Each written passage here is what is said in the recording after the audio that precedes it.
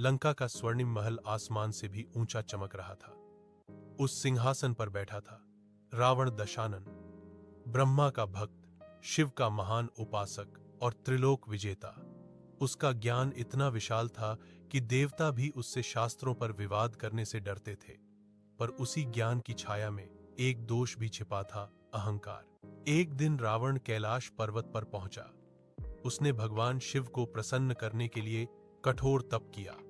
शिव प्रसन्न हुए और उसे अमरत्व का वरदान नहीं बल्कि एक अद्भुत शक्ति दी, अतुलनीय बल और बुद्धि। यही वरदान आगे उसके पतन की वजह बना।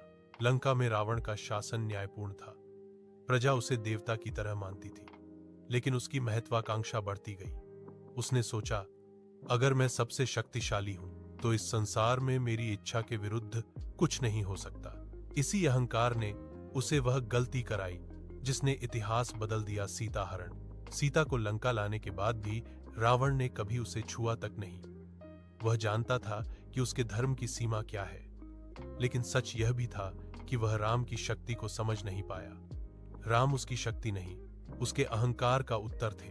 लंका का युद्ध इतिहास का सबसे महाकाव्य युद्ध बना। रावण का हर भाई, हर योद्धा, यहां तक कि उसका बेटा मेघनाद भी युद्ध में गिर गया।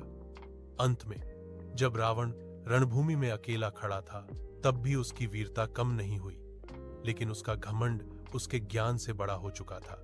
राम के एक तीर ने उसके 10 सिर एक एक कर गिरा दिए। मरते समय रावण ने लक्ष्मण को ज्ञान दिया, अति विश्वास, अति क्रोध और अति अभिमान, ये 3 चीजें सबसे बड़े राजाओं को भी नष्ट कर देती हैं। रावण मरा नहीं, वह एक सीख बनकर हमेशा के लिए अमर हो गया।